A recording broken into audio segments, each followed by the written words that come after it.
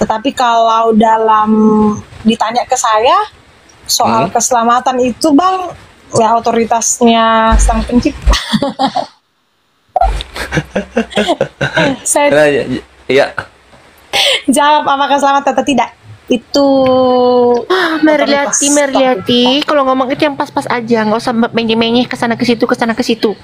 Iya, tegas-tegas aja kita ngomong. Iya. biarkan anak ini berbicara. Iya. Bagian mengekspresikan rasa stresnya, depresinya. Iya, memang harus dilepas. Aduh. Momen orang stres kau, setan kau. Aku pula bilang stres. Stres. Ini Olan ini kasihnya kemana? Itu sesama Kristen loh. Santai dulu aja. Kita ngobrol santai. Bang Kores, biar dulu kalau dia mau sama Mary ngobrol. Ya udah silakan deh. Ayo. Ya Hadi ya Bashir ya Tabibi Nabi Allah khairul khalqi jami'an lahu a'la manasibi wal marati Salatullah Subhanallah. Bismillahirrahmanirrahim. Assalamualaikum warahmatullahi wabarakatuh. Kaum muslimin yang dirahmati Allah, semoga Allah senantiasa curahkan segala rahmat, segala nikmat yang berkepanjangan dan tiada kamu ujung dari dunia hingga akhirat, insyaallah. Dan Allah pun kumpulkan kita para kaum muslimin di bawah naungan aras Allah beserta para nabi, beserta para orang-orang yang Allah kasih, Allah sayangi, Allah cinta, insyaallah di bawah naungan aras Allah kelak di mana tiada naungan selain daripada naungannya, insyaallah. Amin amin Allahumma amin. Kaum muslimin, pada kesempatan pagi hari ini, ya pagi menjelang siang nih, saya akan mengulas sebuah video di mana video ini mengisahkan tentang bagaimana seorang pastor ya kabur di saat berdebat untuk mengalahkan ahli Zuma ya. Nah, namun apa yang terjadi kaum muslimin? Dia kabur. Begitu bencinya mereka terhadap umat Islam, begitu bencinya mereka pada orang-orang yang menjadi apologet ini. Ketika adiknya masuk Islam, dia menciptakan dendam, dia menciptakan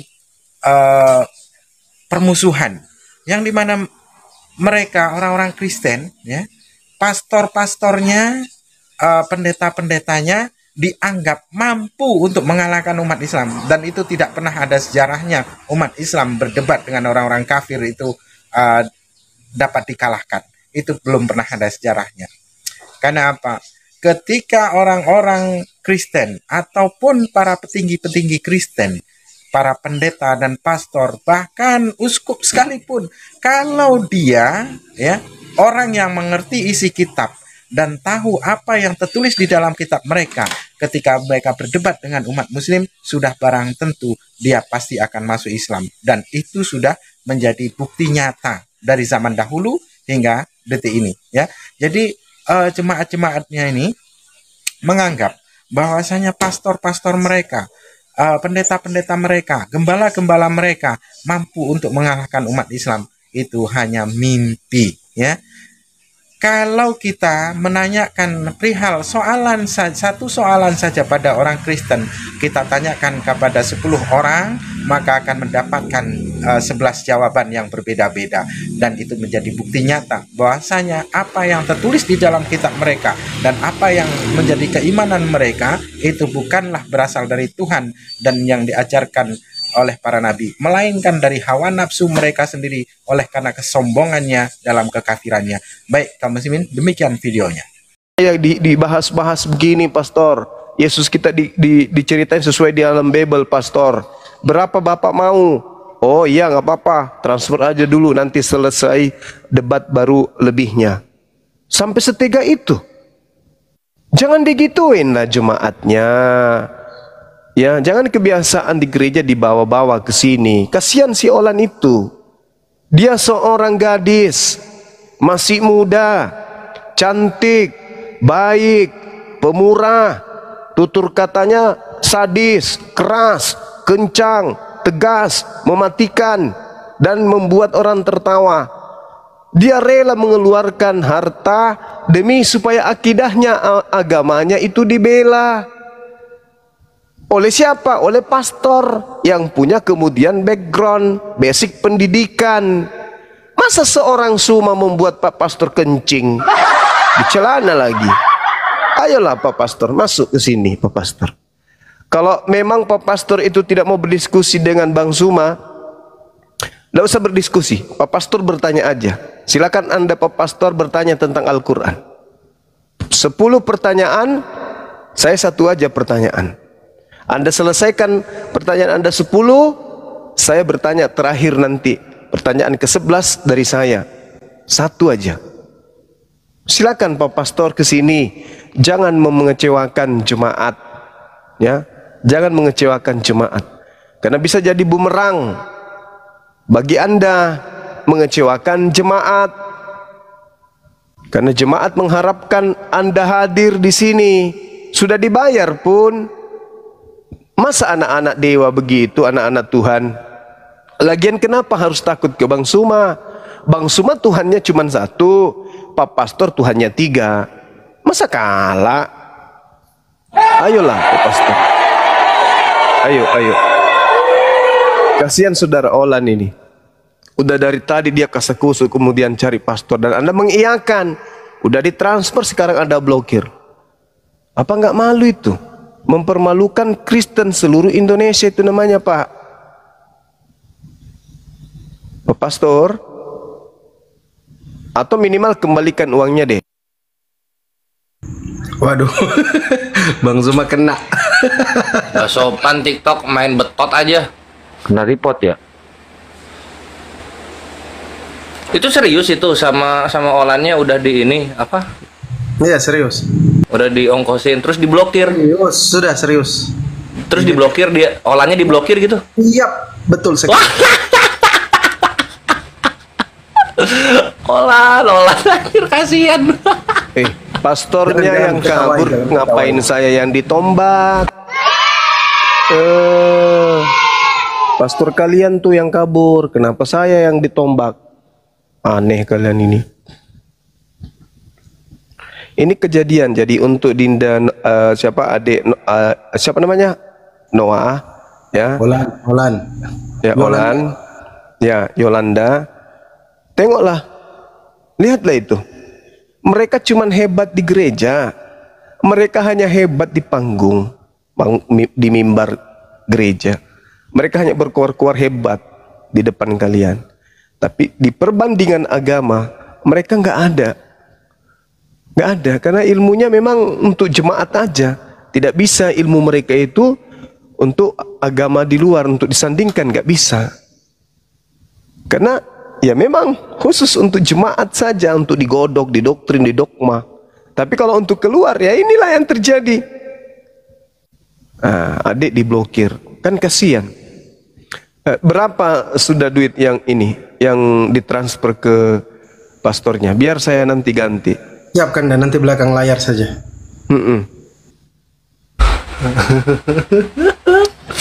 Aduh.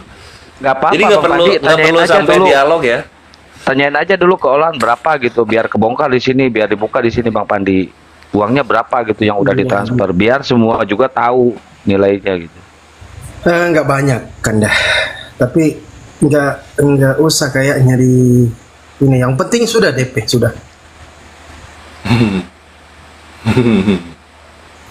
Jangan ketawa lah kau lagi kores. Nggak, maksudnya tuh nggak nyampe dialog aja sudah terbukti kebenaran Islam gitu loh ya. Bahwasanya tuh ya silakan Guru. Dan terbukti kesalahan mereka kan gitu.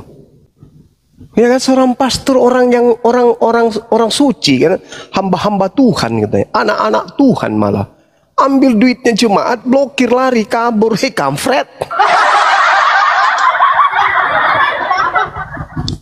Seorang pastor. Wah, payah ini. Silakan Dinda. Saya ini dulu mau renang malam. Kalau ada Olan di bawah naikin aja Bang Pandi. Iya, Siap. kalau ada Olan naik deh, biar aja kakak turun kalau kamu mau naik. Olan di bawah ya, Fandi? Nggak ada, belum ada. Ada mantau dia. Kok Ustaz Talib turun? ketua kita yang ini. Tapi dia turun dengan hormat, dia nggak ada DP dan dia tidak memblokir orang. Yang satu itu lagi. Jahat kali.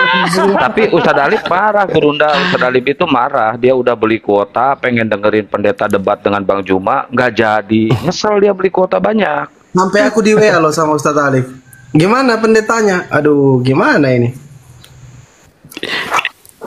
Iya. Udah nggak usah diganti, uangku banyak kok, belum seberapa itu. Ya. Ya udah. Ceritain aja dulu kronologinya gimana. Enggak, bukan soal ini, bukan soal uang, tapi soal harga diri. Ini mempermalukan Kristen pada umumnya loh. Kalau mau tahu.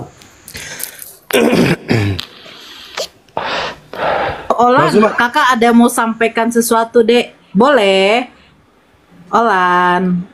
Nanti dibilangnya aku gondit. Iya apa? Mau ngomong apa? Ngomong aja. Nggak usah pakai gitu tuh, mau ngomong apa? Dia lagi kesel sama pendetanya itu, Kak Nora. Iya, nggak apa-apa. Ada salam dari Kak D. Katanya salam buat Olan yang cantik dan manis, imut-imut gitu. Tadi barusan dia WA kakak gitu. Udah nggak butuh salam dulu. Udah lagi sibuk. Dia lagi kecewa berat ini. Jangan diganggu. Mentalnya lagi terganggu dia. Itu sama pastornya dekat nggak rumahnya? Iya, kalau ada alamatnya biar kami yang Psikologisnya lagi kena dia. Janganlah jadi gara-gara. Katanya Olan mau ketemu sama saya di Jakarta, Olan. Udah. Akhir bulan ya, jadi ya Olan ya. Ade Olan sama itu pendetanya dekat nggak rumahnya atau jauh? Dengar dulu ya, dengar. Saya masih waras, jangan kamu bilang psikologi saya kena. Gila kamu, jangan kamu gitu-gitu kan saya. Udah. Waduh, Izin dulu jauh. yang lain, Aki izin dulu. Waduh, gak paham dia. Ya, Aki Sugi di mute dulu, Bang Kors di mute dulu. Olan, Bang Zuma mungkin bisa kasih wejangan buat adik kita ini, Bang Zuma. Iya, itu dia. Lihat aja sendiri. Kalau kebenaran itu tidak perlu menakuti apapun, tidak perlu kita takut kepada siapapun. Itu kebenaran. Takbir, Allahu Akbar. Kebenaran itu nggak perlu takut. Seperti contoh misalnya Bang Suma naik di komal-komal Kristen, di dalamnya itu sampai 8 orang. Bang Suma sendiri menghadapi mereka yang katanya ahli. Nggak ada rasa takut. Kalau memang membawa kebenaran. Apalagi takbir teman-teman, takbir. Apalagi Kristen ini kan memproklamirkan diri sebagai anak-anak Tuhan. Itu yang pertama. Kedua, orang Kristen ini mengaku pada diri mereka itu ada Roh Kudus. Apa itu Roh Kudus dalam perspektif agama Kristen? Roh Kudus itu adalah pribadi ketiga dari Tuhannya Kristen. Tuhan loh. Bukan ece-ece. Tuhan ada di dalam diri setiap orang Kristen. Tuhan yang mereka maksud itu adalah Roh Kudus. Mana? Tuhan itu mana? Ketika hanya mendengarkan, melihat Bang Suma ciut. Mana ketuhanannya yang ada dalam dirinya? Nah, itu artinya apa? Bahwasanya mereka berani hanya di gereja. Mereka hanya mendokma jemaat. Kalau suatu kebenaran berani diuji, selayaknya sesuatu yang asli berani diuji. Ya, namanya asli, mau kayak mana? Mau diuji seperti apapun, asli ya asli. Tapi kalau sesuatu yang palsu dibungkus dengan apapun, pasti takut untuk diuji. Nah, inilah buktinya. Pastor itu wakil kebenaran dari agama kita. Saya bukan ustadz, tapi bisa lah kalau cuma sekelas pastor. Nah, tapi apa yang terjadi? Mengecewakan. Tunggu, saya pengen menyampaikan dulu. Tunggu, stop dulu ya. Apa itu? Pastor tua bangkah, silalahi masuk kau. Ya, gimana aku bisa percaya sama kau kalau kayak gini permain kau sama aku? Binatang kau, anjing bangsat kau, penipu. Yang dikatain tadi siapa? Bang Handi bukan? Pastor. Waduh, langsung kena report. Langsung kena report ya. Bukan report, turun dia ya? Enggak kena report Turun, itu, turun. kena report. Udah jengkel kan? Turun itu. Udah jengkel itu. Gimana ini saya andalkan ini untuk menghadapi Islam ini. Ternyata sayur. Aduh, apa dia nggak emosi? Bukan cuman sayur tadi dibilangnya, tua bangka, penipu, pembohong, iblis kan bilang gitu. Itu apa? Itu pastor di gerejanya atau pastor dapat dari mana gitu? Kalau misalnya di gerejanya ya. Nah, kalau misalnya di gerejanya nanti kalau ketemu gimana itu anjir? Apa nggak canggung? Iya, nggak mungkin lah di gerejanya. Enggak loh, bisa jadi di gerejanya. Tengoklah orang siapapun dimakinya di sini. Apalagi cuman pendeta yang sudah dibayarnya, pasti kau ya, kau bikin malu aku kau ya, turun kau dari mimbar, ku pecat kau jadi pastor. Nah, bisa jadi kan? Bisa jadi, bisa jadi. Assalamualaikum warahmatullah. Waalaikumsalam warahmatullahi wabarakatuh. Bulat banget suaranya. Waalaikumsalam warahmatullahi wabarakatuh. Enggak sia-sia aku turun. Lanjut. Kang Dito bisa gantian sebentar, ada Mary di bawah. Bisa. Nanti Saya aja izin turun, Bang Pandi saya aja turun. Saya aja, satu aja. Akang buka komal. Saya aja nggak apa-apa. Ya, nanti itu katanya ada yang mau syahadat juga orang Pontianak. Udah naik belum ke sini Bang Pandi? Oh belum, Aki belum. Nanti sama Bu dosen di ini ya, nanti saya arahin aja ke sini. Saya turun dulu ya, izin turun dulu, saya izin turun. Siap, Aki, siap. Yuk. Ini ya kalau aku ini pastor yang dibawa si blender itu, pastor Silalahi Birahi itu bukan? Bukan. Kalau misalnya sampai berani kayak gitu ke pastornya sendiri, artinya ini Olan sekeluarga ini terpandang berarti, ya nggak? Aku sih ke situ loh mikirnya. Betul. Betul ya? Wah mantap saja. Bukan terpandang, Kores. Terpancing. Ya udah terpandang terpancing Bang Andi.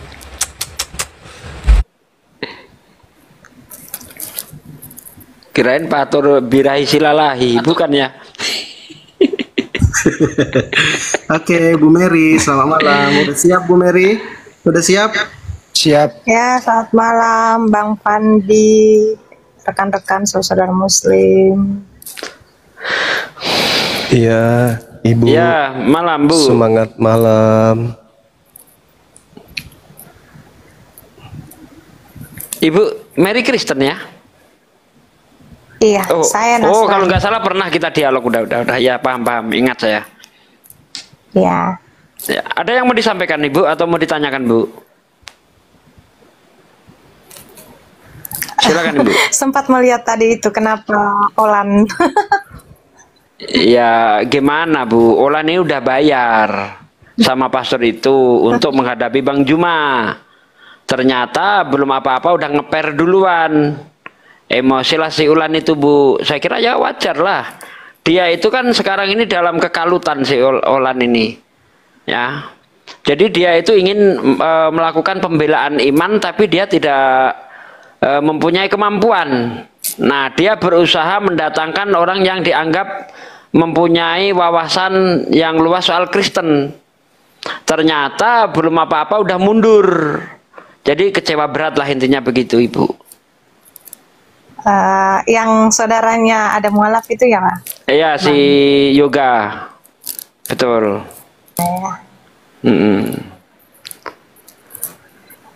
Bahkan tadi siang dia sudah meyakini Islam itu 70%.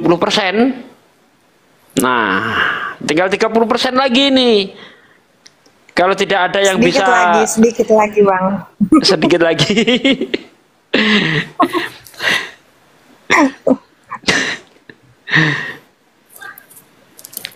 Silakan kalau mau bertanya sama Bang Juma.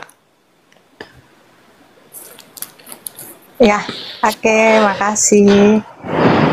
Ya, Bang Zuma dengan teman-teman Muslim yang lain ada pertanyaan ini. Ya, Semoga silakan. bisa dibantu. Ya. Ya. Saya lupa Bang Zuma apa nama perangnya, tapi saya pernah mendapat cerita dari teman. Saya tidak tahu apa nama perangnya. Kisah Rasulullah Nabi Muhammad, di mana cucu dari Nabi Muhammad itu dibunuh oleh kaum Islam sendiri. Itu kenapa bisa terjadi seperti itu, Bang? Tapi saya lupa apa nama perang itu. Mungkin teman-teman yang ada di Komal ini bisa kasih informasi. Karbala? Itu pertanyaan saya. Karbala. Mengapa? Oh ya, mengapa cucu dari Nabi Muhammad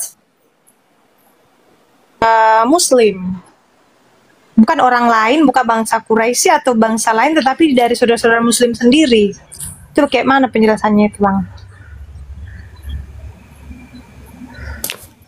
Bang Zuma monitor. Bang Zuma ke mute.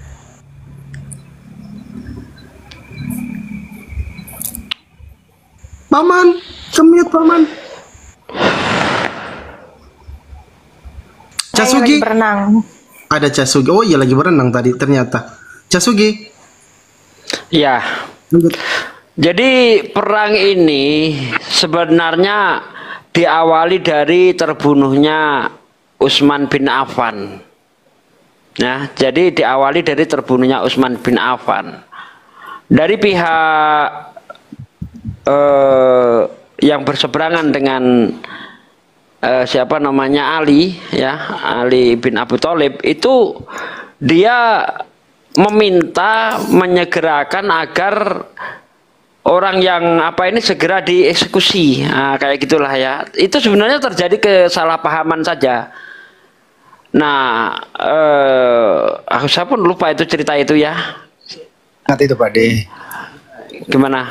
Itu kalau bisa itu ada di bukunya. Res buka bukunya itu Al-Bidayah wan Nihayah. Itu kan Iya, dalam betul, ada di situ tuh. Saya agak Ya. lupa cerita itu. Tapi diawali dari terbunuhnya Utsman bin Affan itu tidak lepas juga dari apa provokator dari Yahudi Abdullah bin Sabah itu.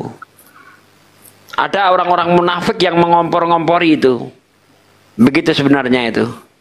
peristiwa itu dikenal dengan kita 10 Muharram hari Asyura. Itu terjadinya di Karbala pada tahun 600 berapa? 10 Muharram, Karbala. Baca ya. baca buku Mures.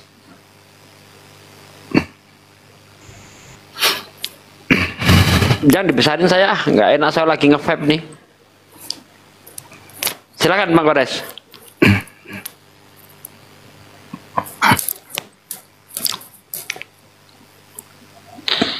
Dari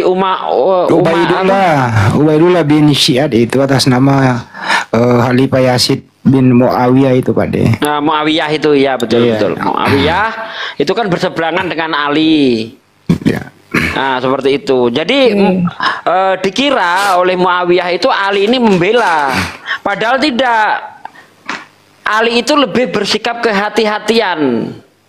Nah, seperti itulah ceritanya itu. Nah, yang pihak Muawiyah ini nggak sabaran. Nah, kayak gitulah ya. Sehingga terjadi kesalahpahaman yang mengakibatkan itulah perang saudara itu, Karbala itu. Termasuk 72 orang pengikutnya juga terbunuh waktu itu. Betul. Makanya umat Islam itu selalu memperingati 10 Muharram atau hari Asyura itu. Jadi kalau dicari siapa yang salah di sini, nggak ada yang salah, sama-sama ingin menegakkan kebenaran. Yang satu itu ingin menyegerakan, yang satu lebih kehati-hatian. Perang Karbala ini mempengaruhi perkembangan Islam di zaman itu. Mempengaruhi karena terpecahnya disebabkan karena perang Karbala ini nanti timbullah yang namanya Syiah itu. Orang-orang yang sangat ngefans kepada Ali dan anaknya Husain dan Hasan itu membentuk sebuah kelompok yang namanya Syiah. Nah, itulah di situ. Tapi ingat ya, itu terjadi tidak lepas dari apa? Orang Yahudi. Jadi Yahudi itu melakukan provokator. Nah, dari situ.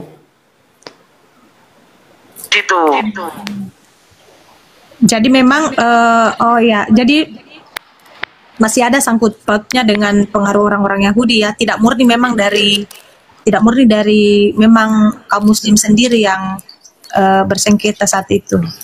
Iya, jadi Utsman itu kan dikabarkan begini.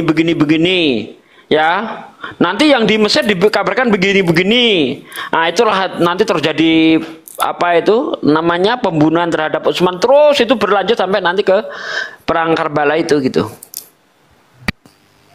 Nah biasanya kan cerita-cerita perang juga kan Bang biasanya bagian dari nubuatan. Kalau di Bible itu biasanya terjadi perang atau terjadi keadaan-keadaan itu di masa yang Nabi Muhammad tahu. Perang Karbala juga ini ada. Ya, Nabi Muhammad tahu Kak. Nabi Muhammad itu pernah mencium lehernya Hasan, Husain dicium mulutnya. Itulah yang nanti dipraming oleh orang-orang Kristen seolah-olah Nabi Muhammad itu adalah lagi bete gitu kan. Padahal yang dicium itu adalah cucunya sendiri kan.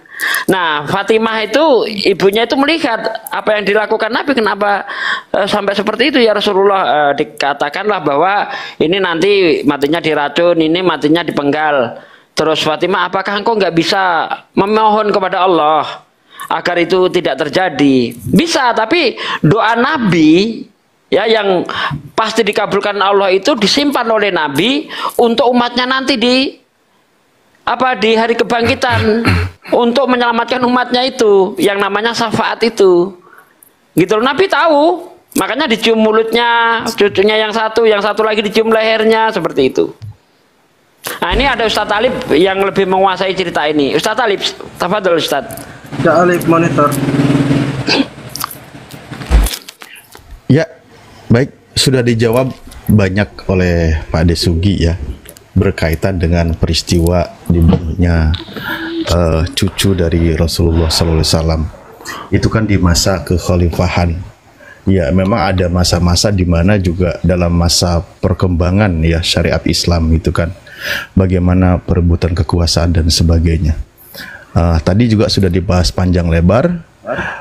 Hanya kan kedepannya itu nanti ada yang berlebihan kan, yang di istilahnya apa ya, sebenarnya ini menyinggung ke sekte ya yang sesat dari kaum Syiah yang melakukan tindakan seperti berdarah-darah. Mereka sering merayakan seperti itu kan, mendolimi diri mereka sendiri seperti itu sampai mencederai mereka sendiri dan seterusnya gitu.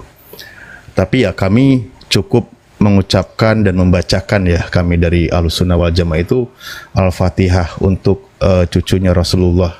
Tentu beliau yang sangat mulia, bahkan beliau pernah dalam pidatonya bahwa mengapa engkau berusaha membunuh kami? Kami adalah anak perempuan dari seorang nabi yang mulia, yaitu Nabi Muhammad SAW. Ya, intinya sih di situ. Tadi juga sudah ada beberapa poin disampaikan oleh Pak Desugi. Dan itu kisahnya panjang. Kalau memang mau lengkap betul dijelaskan, tadi bisa juga dibuka oleh Kores kalau memang mau dipelajari lebih lanjut. Ya, segitu dulu dari saya. Ustaz, ada kaitannya dengan terbunuhnya Utsman tuh, Tat.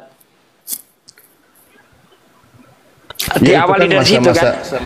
Masa-masa kekhalifahan sebenarnya seingatku itu kan minta diakui ya, itu kan dalam sebuah kronologisnya itu minta diakui dari khalifah yang melakukan pasukan yang dipimpin itu, bahwa atas permintaan Ubaidillah bin Ziyad itu kan menghubung Sayyidina Husain gitu, jadi agar minta mengakui kekhalifahan dari mereka gitu. Nah, tapi kan Sayyidina Husain itu punya prinsip dan pendirian dan sebagainya ke depan sampai Sayyidina Husain ini dibunuh gitu. Betul, betul. Ya, lanjut. Ini yang dibahas ini syahidnya Husain atau Ali? Yang mana? Husain. Ya, itu nggak terputus sebenarnya, Bang Gores. Ada rentetannya itu. Iya, kalau Sayyidina Ali bin Abi Thalib radhiyallahu an itu kan Khawarij gitu.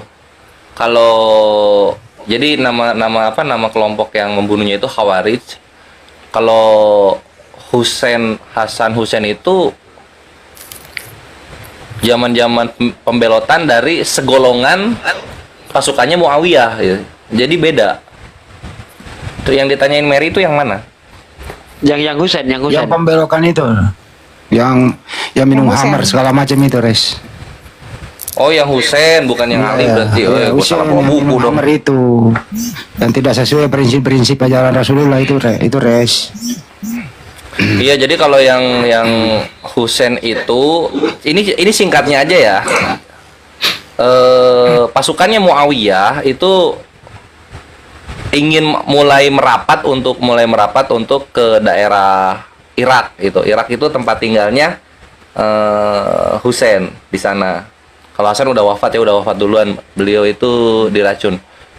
Lalu kemudian Husain ini memang sudah saatnya Muawiyah yang memimpin gitu kan.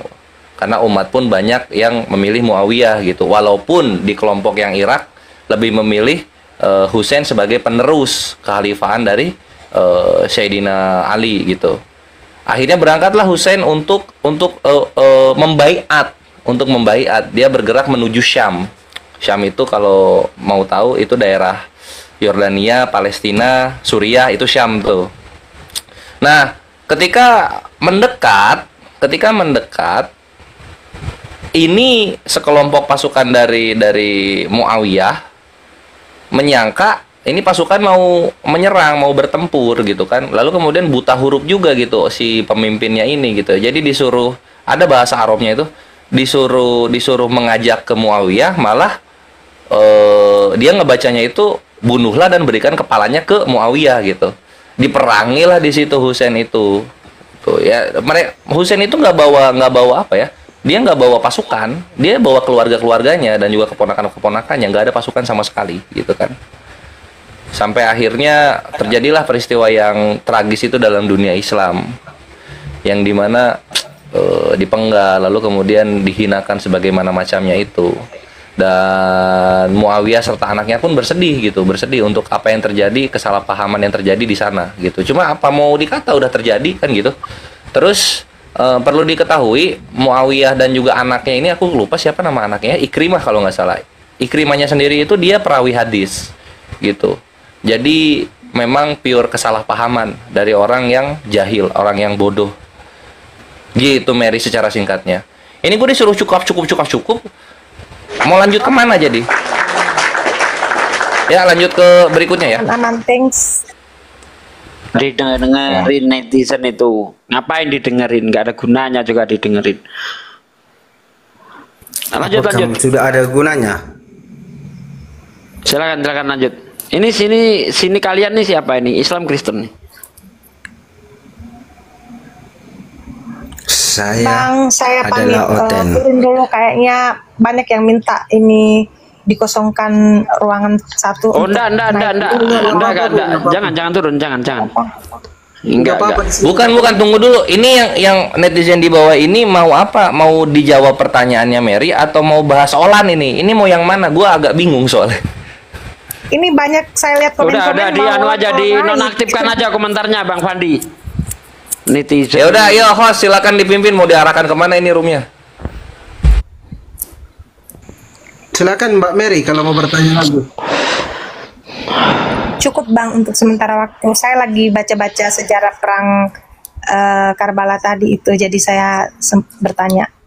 Apa poin yang Anda hendak ambil di situ Mbak Mary? Di sejarah perang-perang kayak gitu. Ada poin yang Anda mau ambil? Ya, saya kan sementara belajar kehidupan keluarga Nabi Muhammad, bagaimana keturunannya, yang seperti yang saya katakan di diskusi beberapa waktu yang lalu, dan saya sudah sampai pada situasi keadaan di mana ternyata juga pernah ada kegaduhan antara intern Muslim sendiri. Ternyata bukan pure dari Muslim itu sendiri, tapi juga masih ada pengaruh-pengaruh dari saudara Yahudi seperti penjelasan tadi kan Bang? Iya, betul.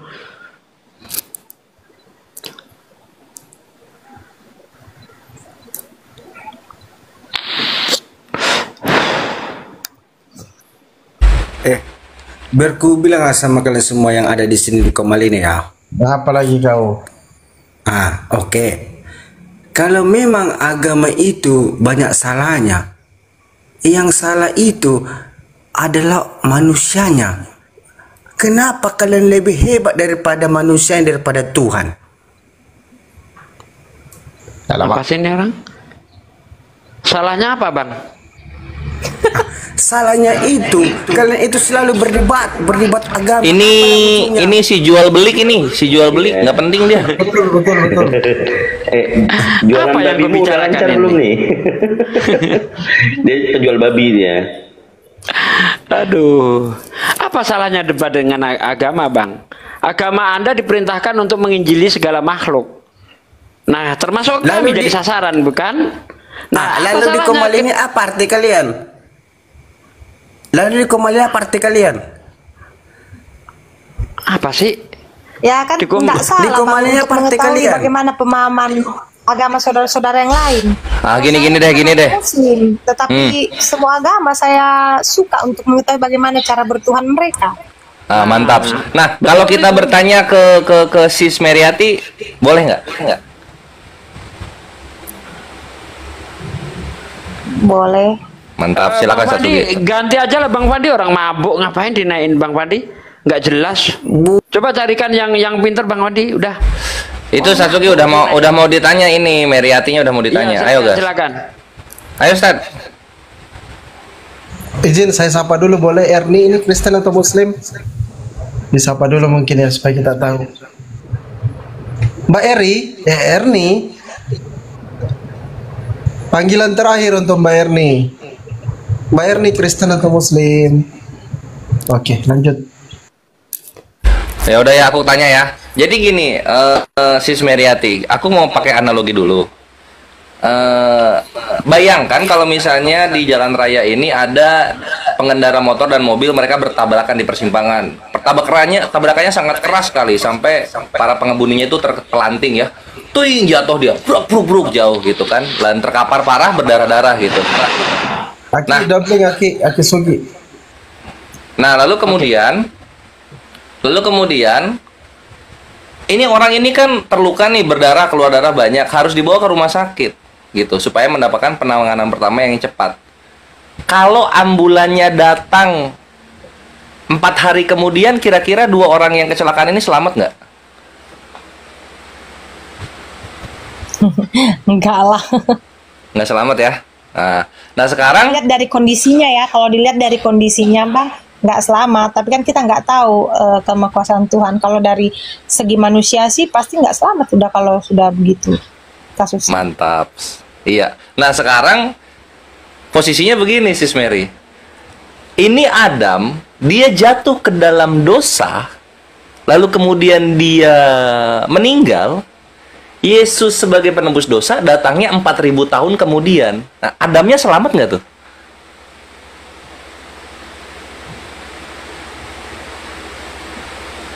Ya, kalau orang-orang terdahulu sih sebelum zaman Yesus, kalau dalam pemahaman Kristen mereka juga masuk dalam hitungan orang-orang yang diselamatkan. Itu doktrin ya, Bang. Oke. Selamatnya bagaimana kalau si penyelamatnya baru datang 4.000 tahun kemudian? Ya, si penyelamatnya datang 4.000 tahun kemudian. Nah, itulah saya katakan kalau dalam doktrin kekristenan mereka selamat. Nabi-nabi yang terdahulu itu selamat. Tetapi kalau dalam ditanya ke saya soal keselamatan itu Bang, ya otoritasnya Sang Pencipta. Saya iya. Jawab apakah selamat atau tidak? Itu Meriati, kalau ngomong itu yang pas-pas aja, nggak usah menyeh-menyeh kesana ke situ. Iya, tegas-tegas aja kita ngomong. Iya. Biarkan anak ini berbicara. Iya. Bagian mengekspresikan rasa stresnya, depresinya. Iya, memang harus dilepas. Aduh. Orang stres kau, setan kau. Aku bilang stres. Stres. Ini Olan ini kasihnya kemana? Itu sesama Kristen loh. Santai dulu aja, kita ngobrol santai. Bang Kores biar dulu kalau dia mau sama Mary ngobrol. Ya udah silakan deh. Ayo. Maaf Kak, bukan kelas saya. Ngobrol lah sama Mary dulu. Yang bukan kelasku, tau kau kelas teri kau, bukan kelasku kau. Aku pula kau bilang bukan kelasmu. Ini Ya, layani host. Ya, yang waras yang mengalah. Iya Bang Handi, siap. Ya. Ya udah ya, kita lanjut lagi aja ya supaya yang di bawah juga ini apa dapat edukasi. Nah, jadi Mary melihat konsep yang seperti ini gitu. Kalau misalnya mau dibilang penyelamat, paling bagus itu kalau nggak datang awal, datang di akhir gitu. Maksudnya kalau nggak datang di hari pertama manusia ada, ya datangnya di hari paling terakhir manusia ada di bumi gitu. Jangan di pertengahan gitu, karena sudah ada yang meninggal dan belum ada yang lahir. Gitu posisinya. Silahkan.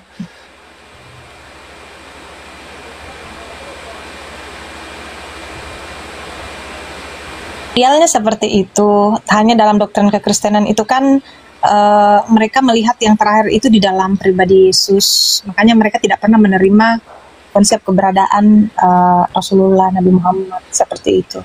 Dia melihat Yesus yang terakhir. Iya, karena memang bukan nabi. Udah jelas. Nah, tandem kan akhirnya kan. Mantap. Nah iya, kalau dalam Islam sendiri, Nabi Muhammad SAW ini dia tidak bertanggung jawab untuk umat-umat sebelumnya. Tapi Nabi Muhammad ini bertanggung jawab untuk umat-umat setelahnya gitu. Kenapa? Karena sebelumnya pun sudah ada nabi-nabi yang menjadi panutan untuk manusia beribadah menyembah Tuhan yang benar. Jadi konsep keselamatan dalam Islam itu manusia-manusia harus mengikuti petunjuk Nabi sebagai utusan Allah Azza wa Jalla gitu. Dan untuk keselamatan dalam Islam itu universal gitu, karena dan zamannya ya. Yes, gitu. Karena dalam Islam itu nabi itu nggak cuma misalnya contoh dalam Kristen mengimani nabi itu di Israel. Lah, orang-orang Cina, orang-orang Afrika, mereka mau selamat gimana? Gitu. Apakah mereka diciptakan hanya sebagai taman boneka, dunia fantasi? Kan nggak gitu. Itulah kenapa nabi dalam Islam itu ada 124.000 yang tersebar di seluruh wilayah bumi. Dan yang wajib kita imani ada 25 yang Allah firmankan di dalam Al-Quran kisahnya. Begitu, Mer. Nah, sekarang kita balik lagi ke Yesus. Oke. Nah, Menarik Kak, menarik. Boleh, silakan. Tadi soal sebut saudara-saudara yang Cina, yang ini intinya bahwa tadi sempat disebut bagaimana dengan saudara-saudara Cina. Nah, lalu pertanyaannya bagaimana dia kan hadir bagi bangsa Quraisy, terus bangsa Arab, lalu menyebar. Gimana dengan saudara-saudara yang ada di benua lain? Mantap segitu. Itu dijawab oleh Nabi. Iya, itu dijawab oleh Nabi Shallallahu Alaihi Wasallam dalam. Ya silakan Sat, tambahin dulu. Ini aku cari hadisnya. Ya, di dalam Al-Quran itu sangat jelas dikatakan bahwa Allah itu tidak menghukum suatu kaum yang belum pernah diberi petunjuk. Itu jawabannya. Jadi bagaimana orang-orang yang belum kenal Islam, bahkan sampai saat ini, seandainya ada suatu kaum, suatu suku yang tinggal di pedalaman hutan, yang terisolasi, tidak ada informasi tentang Islam ke sana, ya mereka nggak terkena hukumnya Islam. Begitu, Kak. Nah, bagaimana orang-orang yang seperti ini? Orang-orang yang seperti ini, menurut keterangan Ustadz Wafi, nanti di akhirat itu ada ujian yang terakhir. Dia ini disuruh masuk neraka. Kalau dia patuh terhadap aturan Tuhan, disuruh masuk neraka, dia masuk, maka dia masuk surga. Tapi ketika mendingan dia Pak Alif deh yang menjelaskan daripada diam dulu, Kak. ini. Bentar, diam dulu. Diam. Kurang ajar kau. Ya, mulutmu busuk kau itu. Semua orang kau maki-maki. Jadi gini. Ya. Nah, bagaimana dengan orang-orang yang tidak mau mengikuti perintah Allah yang terakhir itu, maka dia masuk neraka. Nah, begitu bagi orang-orang yang tidak pernah mendapat informasi tentang Islam, begitu, Kak. Sedikit ya, ada suatu yang menurut saya ini janggal gitu. Di dalam kitab Perjanjian Lama, dosa itu bisa diselesaikan dengan cara bakar tai sapi. Di dalam kitab Keluaran 29 ayat 14. Tetapi daging lembu jantan itu, yakni kulit dan kotorannya, haruslah kamu bakar habis di luar perkemahanmu. Itulah korban penghapus dosa. Kalau Tuhan mampu menghapus dosa hanya dengan cara bakar tai sapi, Kak, apakah mungkin Tuhan itu akan repot-repot datang ke dunia untuk mati juga? Ibaratnya Kak Mary ini mampu mendapatkan uang hanya dengan cara tanda tangan saja, masihkah kakak mau jadi buruh nyuci? Nah itu analoginya seperti itu, gimana Kak? Oke. Dalam iman bangsa Israel kan perjanjian lama itu artinya, yang saya tahu ya Kak, saya jelaskan, yang perjanjian lama itu kan artinya namanya saja perjanjian, berarti ada dua yang berjanji antara Allah dan umat Israel pada umumnya. Jadi pada saat itu memang Allah memfirmankan bahwa secara khusus dalam kitab Imamat itu dibahas akan menghapus dosa mereka, mereka akan membawa korban untuk dipersembahkan kepada Tuhan Allah untuk menjadi korban penghapusan dosa. Tetapi dalam perjalanan kehidupan manusia, di mana bangsa Israel itu dikenal sebagai bangsa yang tegar tengkuk, mereka sudah menghapus dosa mereka, tetapi besok berbuat lagi, lalu melakukan itu lagi, lalu bertobat lagi, melakukan lagi, bertobat lagi, dan seterusnya seperti itu. Allah dalam Yesaya, ini saya jelaskan sesuai dengan pemahaman Kristen. Disitulah dalam kitab Yesaya dan Yeremia dipakai lagi Tuhan sebagai nabi bahwa tidak akan pernah selesai seperti itu. Ya, penghapusan dosa tidak akan pernah selesai seperti itu jika bangsa Israel ini mengaku dosa, memberikan korban, lalu melakukan lagi perlawanan kepada Allah, menyembah Baal dan lain sebagainya. Nah, karena itu Allah sekali. Dan itulah dinubuatkan, ini sesuai dengan konteks Bible, dinubuatkan dalam Yesaya 9, Yesaya 5, bahwa akan hadir seorang Mesias untuk menyelamatkan sekali untuk selamanya melalui penebusan, dan hadir melalui perawan suci yaitu Maria. Dan itulah kembali terjadi namanya konteks perjanjian baru, ada perjanjian antara Tuhan Allah dalam Yesus. Begitu Kak yang saya tahu dalam doktrin kekristenan. Oke. Ini justru blunder kalau kakak bilang begitu. Maka yang menimbulkan pertanyaan, apakah ketika Yesus setelah disalib, manusia itu tidak berbuat sebagaimana yang terjadi di perjanjian lama, berdosa, tobat, berbuat lagi. Nah, setelah Yesus disalib ada nggak orang berbuat dosa? Kalau ada, berarti sia-sia penyaliban Yesus. Seperti yang kakak harapkan itu tadi, setelah Yesus disalib, maka keadaan akan menjadi lebih baik. Pak, faktanya bagaimana? Lebih parah. Sebelum Yesus disalib dan sesudah Yesus disalib, lebih parah, Kak. Mungkin di zamannya sebelum Yesus nggak ada namanya film porno dan sebagainya. Tapi lihat sekarang bagaimana. Keadaan lebih parah, Kak. Berarti penyaliban Yesus sia-sia dong. Gimana tuh?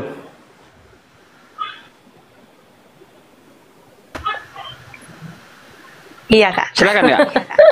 Ya kan kena kan? Sia-sia penyaliban Yesus, seharusnya membuat manusia itu jauh lebih baik setelah Yesus disalib. Tapi faktanya setelah Yesus disalib, keadaan manusia bahkan tidak jauh dari kematian Yesus, terjadilah perang. Ya, di Yerusalem yang berdarah-darah. Ya, terjadi pembunuhan, pembantaian, orang-orang yang tidak mau mengikuti Trinitas dibantai, dibakar hidup-hidup. Lihat peristiwa-peristiwa Renaissance tuh, wah ngeri Kak. Berarti penyaliban Yesus sia-sia dong kalau begitu. Itu satu. Yang kedua tadi Kak, memang di perjanjian lama membakar tai sapi dosa selesai. Ya kan? Berbuat lagi, bakar tai sapi lagi.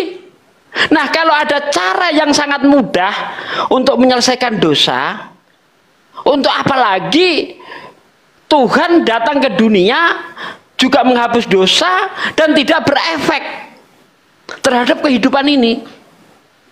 Toh kehidupan manusia tetap saja. Sebelum Yesus disalib ada orang yang memperkosa, ada orang yang membunuh, ada yang maling dan sebagainya. Nah setelah Yesus disalib nggak ada lagi gitu. Kalau nggak ada lagi berarti penyaliban Yesus berhasil. Tetapi kalau masih juga tidak ada perubahan, bahkan lebih parah kehidupan zaman sekarang, maka penyaliban Yesus sia-sia. Silakan Kak, tanggapannya.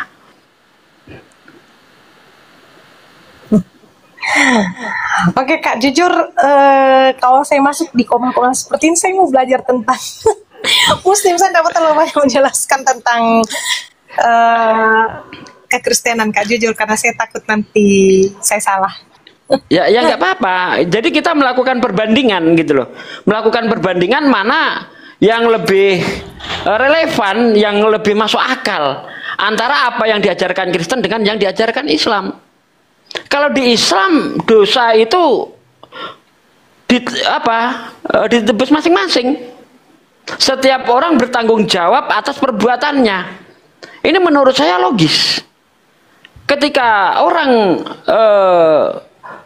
dosanya tidak ada yang menanggung, maka orang itu akan berhati-hati untuk berbuat dosa. Tetapi kalau dalam diri kita sudah tertanam sebagaimana yang tertulis dalam 1 Yohanes 1 ayat 2, ya, janganlah kamu berbuat dosa, tetapi kalau kamu berbuat dosa, kamu punya pengantara kepada Bapa, yaitu Yesus lah. Berarti ini mendidik orang supaya tidak takut berbuat dosa dong. Beda di Islam, kita mau berbuat salah sedikit saja kita takut. Karena saya harus mempertanggungjawabkan apa yang saya lakukan. Fa may ya'mal misqala dzarratin khairan yarah wa may ya'mal misqala dzarratin syarran yarah. Perbuatan baik sekecil apapun ada balasannya, perbuatan jahat sekecil apapun ada balasannya. Itulah yang membuat kita umat Islam itu bersikap hati-hati ketika kita berbicara, berkata-kata ataupun berbuat. Seperti itu Kak di dalam Islam Kak.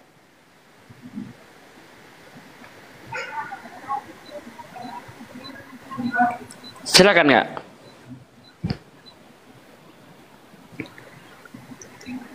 Aduh, kayaknya iya, mengguncang ini. Satu lagi pertanyaannya. Apa efek nyata? Ya, saya tanya satu lagi ini. Nanti Kakak boleh tanya. Apa efek nyata dengan datangnya Tuhan sebagai manusia?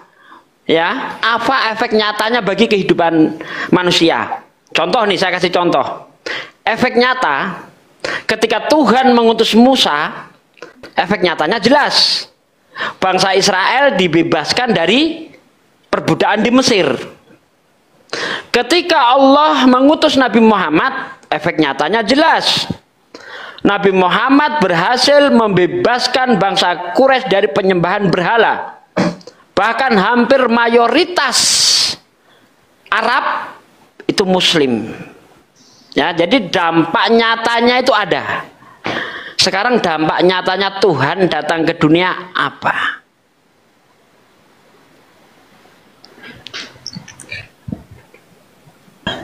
Dalam kekristenan, umat-umat Kristen juga tidak semua ya Kak, istilahnya yang pasti ada juga yang tetap berpegang pada sebagaimana dalam doktrin kekristenan itu arti salib itu horizontal dan vertikal, menjaga hubungan kasih kepada Tuhan dan kasih kepada sesama. Itulah yang dipelihara Isa Al-Masih ketika dia datang dalam pelayanannya Kak, dalam penginjilannya, bahwa teladan-teladan Isa Al-Masih itu yang paling saya lihat yang ada juga diteruskan oleh saudara-saudara Kristen, pasti tidak semua yang gimana-gimana gitu Kak ya. Dia meratakan semua orang, tidak ada diskriminasi, tidak ada pendiskriminasian antara orang-orang yang dikucilkan pada saat konteks Yesus hadir. Kan banyak orang-orang yang dikucilkan Kak, orang-orang dan orang-orang yang punya penyakit-penyakit yang dianggap masyarakat itu penyakit membawa kutuk dan lain sebagainya.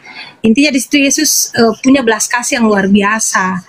Hubungan kepada sesama dan hubungan kepada Tuhan itu menjadi prioritas dalam pelayanan Yesus. Dan pelayanan Isa Al-Masih itulah yang masih banyak saudara yang menebarkan kasih itu, walaupun ya memang tidak semua Kak seperti itu.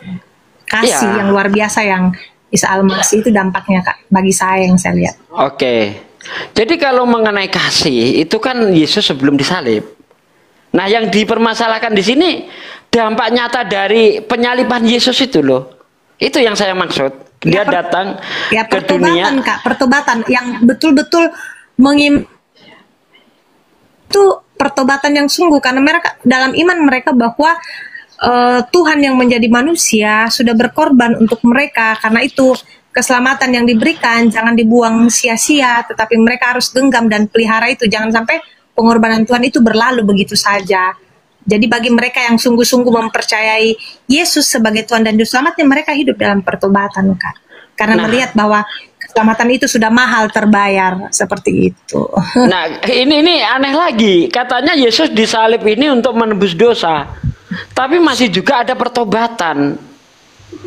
Kalau untuk menyelesaikan dosa itu hanya dengan cara pertobatan, untuk apa lagi Yesus disalib? Bukankah di dalam kitab Perjanjian Lama juga disuruh bertobat? Bertobatlah. Ya, seperti contoh di dalam Yeskil 18 ayat 18 sampai 20. Ya, anak tidak menanggung dosa ayah, ayah tidak menanggung dosa anak. Yang bertobat yang akan mendapat berkat, yang berdosa yang akan mati. Ya kan? Demikian juga di Islam. Dosa itu diselesaikan dengan cara pertobatan. Dosa sesama manusia kita minta maaf kepada sesama manusia. Dosa kepada Tuhan kita bertobat kepada Tuhan. Nggak perlu adanya penyaliban. Nah, ini Yesus sudah mati disalib untuk menebus dosa, tapi masih juga perlu adanya pertobatan. Gagal lagi ini penyaliban Yesus. Kalau kembalinya toh ke pertobatan juga, gagal lagi penyaliban Yesus. Nah, tadi Anda mengatakan bahwa Yesus itu tidak diskriminasi dan sebagainya. Anda lihat, ketika ada orang perempuan minta tolong kepada Yesus yang anaknya kerasukan setan, Anda baca di dalam Matius 15 dari ayat 22 sampai ayat 27. Di situ Yesus menyamakan perempuan itu dengan anjing. Ya, oh Tuhan, anak Daud, sambil sujud-sujud itu kan. Oh Tuhan, anak Daud, tolonglah aku, anakku kerasukan setan, ia sangat menderita. Apa kata Yesus? Tidak layak roti ya yang disediakan bagi anak-anak dilemparkan kepada anjing. Yesus ini masih diskriminasi saya lihat. Apalagi kalau kita lihat misalnya di dalam Matius 10 ayat 5 ayat 6. Yesus memanggil 12 murid dan berpesan, jangan kamu masuk ke kota-kota orang lain atau masuk ke kota orang Samaria, melainkan pergilah kepada domba-domba yang hilang dari Israel. Nah, dalam hal ini saya menyikapi hal ini wajar. Kenapa Yesus itu sifatnya itu diskriminasi, tidak open dengan orang di luar Yahudi? Karena memang Yesus diutus hanya untuk orang Yahudi saja, untuk orang Israel saja. Makanya di dalam Matius 15 ayat 24 itu, ini ceritanya orang perempuan tadi itu, aku diutus hanya untuk domba yang sesat dari Israel. Makanya ketika ada orang minta tolong, kata Yesus, tidak layak roti bagi anak-anak. Roti itu adalah ajaran, maksudnya tidak layak ajaran ini yang dikhususkan untuk bangsa Israel dilemparkan kepada orang di luar Israel atau dilemparkan kepada anjing. Begitu Kak. Oke Kak, nanti saya lihat baca lagi ya Matius itu dalam bagian. Ya, Matius 15 Anda baca dari ayat 22 sampai ayat 27. Kemudian ya, Matius 10 ayat 5 ayat 6. Nah, gitu. Bang Kores mau dilanjut Bang Kores?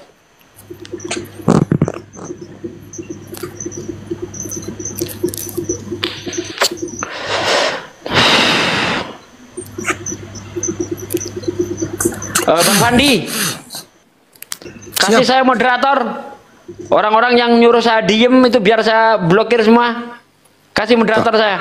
Tahu tuh pada rese sama di Entah ini bawah. netizen kalian ini nggak ada kontribusinya sama orang di atas, nggak usah ngatur. Kita sedang menyampaikan agama, kau larang-larang pula kau. Saya kira saya takut sama netizen TikTok. Nggak ada kontribusinya kalian sama saya, nggak usah ngatur-ngatur kau. Oh tadi kali itu Jijik Pak kali Den. aku kalau lagi ngomong diganggu itu. Orang tinggal dengerin aja kok repot. Iya, iya. Tol. Belum tentu naik di sini bisa. Meriati ini Kalau denger gua ngomong itu, gua udah ngasih tahu Sasugi masuk, Sasugi yang maju. Masih nyuruh gua. Makanya gua nggak masuk karena gua udah nyuruh Sasugi yang dialog. Lanjut. ini Mbak Mary ini masih Kristen apa bukan sih? Kristen dia masih Kristen dia. Masih percaya Yesus Tuhan gitu Mbak Mary? Pertanyaannya Bang Handi kayaknya sudah berkali-kali diulang. Enggak, gue pengen tahu doang sih. Kan ada juga Kristen Unitarian nggak percaya Yesus Tuhan gitu loh. Pertanyaan ini sudah ditanyakan Bang Handi waktu pertama kali saya masuk. Lupa saya deh. Single parents ya? Iya. Wah, mantap. Stay strong, sis. Masuk gue itu Mbak Mary benar serius gue nanya. Masih kan Tritunggal ada Wanes. Kan gitu ya, ada yang mengatakan Yesus itu utusan Tuhan. Dan Tuhan adalah Bapa gitu loh. Bener, gue nggak kalau pernah gitu Mbak. Saya percaya kepada Tuhan yang esa, yang hakikatnya menciptakan dan tidak diciptakan. Oh ya udah kalau saya udah paham kalau begitu. Nah Yesus diciptakan gimana tuh? Ya udah nggak usah lanjut lagi. Ya berarti Yesus bukan Tuhan Pak. Paham dia udah itu. Wahyu 13 ya Wahyu 3 ayat 14 dan tuliskanlah kepada malaikat jemaat di Laodikia. Udah ya Bang, saya murni mau belajar. Kenapa ini kok takut sekali terganggu imannya? Enggak. Nah sebenarnya Mbak Mary dasarnya basicnya ya di situ. Orang kalau sudah basicnya udah salah Tuhan ya salah semua. Bener loh. Hidup ini cuma sekali. Kalau memang kita punya akal jangan sampai kita salah Tuhan, itu aja. Itu dulu kalau menurut saya ya. Percuma Mbak Mary 22 37 sampai 44. Kasihilah Tuhan Allahmu dengan segenap hatimu, dengan iya segenap paham akal budimu. berakal. Beriman dan berakal kayaknya ya. Ya harus. Ya, harus. Makanya digunakan akalnya. Jangan cuma modal imani doang kan gitu maksudnya itu. Iya. Ya kalau basicnya udah salah ya percuma ngomongnya lo yang buang-buang waktu. Ya maksudnya perbaiki dasarnya dulu gitu kan, mengenal Tuhan dulu siapa, bedakan antara Tuhan dan makhluk itu dulu lah. Kalau saya sih diskusinya di situ dulu. Ya makanya kan saya tidak pernah bertanya tentang kekristenan Bang, dan tidak mau berdebat untuk itu. Saya biasanya naik ke Komal itu hanya mau bertanya tentang sejarah-sejarah Rasulullah, bagaimana. Kan seperti itu. Iya paham. Menurut kamu ada nggak ajaran Islam yang tidak baik menurut pandangan Mbak Mary? Yang tidak baik. Saya belum terlalu paham itu yang. Ini orang yang belum tahu tentang Islam ya, yang belum tahu tentang bagaimana Islam. Orang di luar sana katakan bahwa Islam itu radikal, Islam itu teroris, Islam itu kekerasan, Islam itu poligami. Itu judge bagi Islam, orang yang belum tahu tentang Islam, yang belum tahu belajar tentang Islam. Nah, saya pun masih mempertanyakan tentang gimana itu mati syahid. Nah, demikian tadi kamu ya, yang dimana perempuan ini ya malah justru memaki-maki, mencaci-caci pendeta yang mereka bangga-banggakan, yang mereka jago-jagokan. Ternyata tidak ada apa-apanya, yang pada akhirnya membuat sakit hati ya, membuat sakit hati, lalu dimaki-maki, dibongkar bahwasanya dia diperintahkan untuk mendatangi Akhizuma, untuk mengalahkan Akhizuma, itu ternyata dibayar, kaum muslimin ya. Jadi sudah dibayar ya, duitnya sudah ditransfer, dia tidak bisa berdebat, akhirnya kabur, dan nomor WA-nya pun diblokirnya, kaum muslimin. Nah, di situ ya. Jadi ini jadi sebuah aib yang memalukan. Kalau seandainya video-video seperti ini viral, kaum muslimin, maka akan menjadi sebuah aib yang sangat besar bagi dunia kekristenan.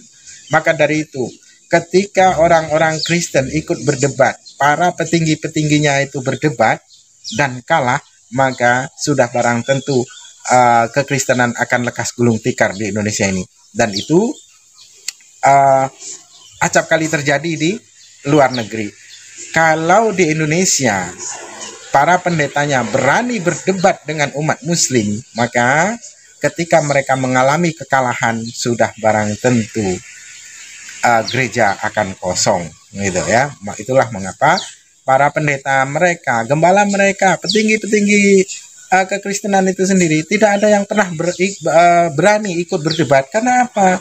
Takut mereka itu kalah, karena mereka tahu bahasanya ketika berdebat dengan umat muslim itu pasti akan kalah.